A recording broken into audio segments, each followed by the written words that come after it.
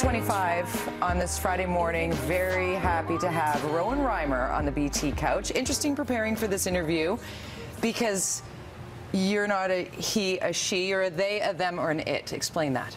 I identify as an agender person, so someone who identifies outside the gender binary of male and female. A lot of people view gender as 2 points, and if you want to get a bit more into it, you could view it as a spectrum, or you could view it as like a 3-point dot matrix. So I like that. Microsoft Color Picker and Microsoft Paint. That's a bit more accurate. You're like the three.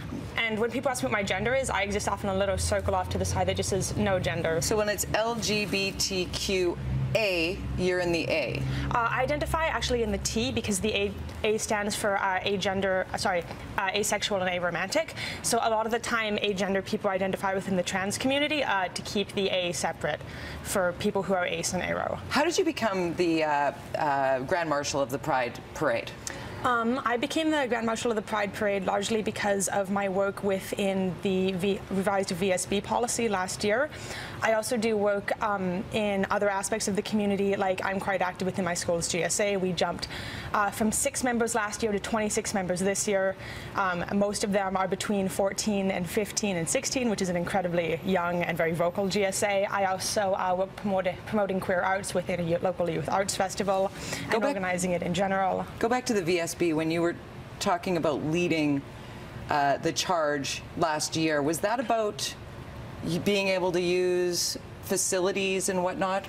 Remind us. The revised VSB policy included a lot of points. Of course, the largest section in it was section G, gender, and it included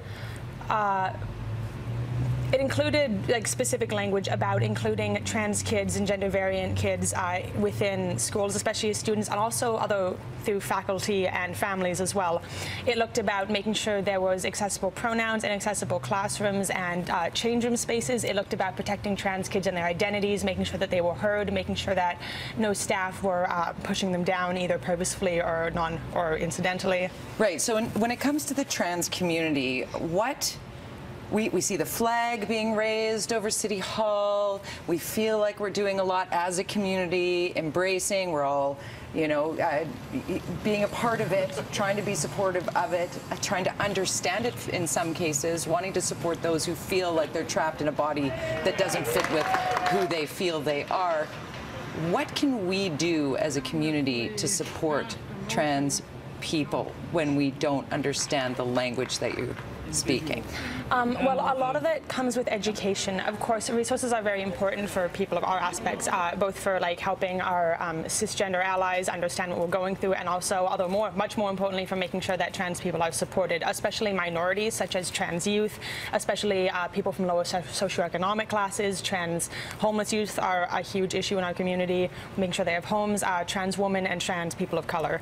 And so are most at risk. Yes, of course, especially with the stigma, like you look at what's going on in the US right now, like the really noticeable racial violence that's being committed against black people. And so imagine you're a black woman of color who a black woman who is transgender and who might not have very much money and who's living on the streets. Imagine trying to go through your days like that and how unbelievably unsupported that might be. So we're trying to find a way to act locally to affect globally. What do we need to happen here? You're looking for legislation, right? Yes, we are looking for legislation because legislation is completely crucial. A lot of the time people talk about this already being an accepted thing, but of course trans issues are quite commonly overlooked. And you do see about how we are being like literally killed in the streets in a lot of cases. You can't look at that and say that like people would just respect this. There needs to be legislation. It's really just 2 words and a comma that we're looking for: gender identity being added to human rights codes, and of course everything ensuing with that. And so ways that our cis allies can help support us is to campaign for that, sign the Trans Equality Now pledge at transequalitynow.com. You can educate yourself, make sure you use people's proper pronouns, always ask for pronouns. You might want to say like, hi, what are your pronouns when you're introducing someone? Which we had to do because I felt uncomfortable saying this is Roan and it.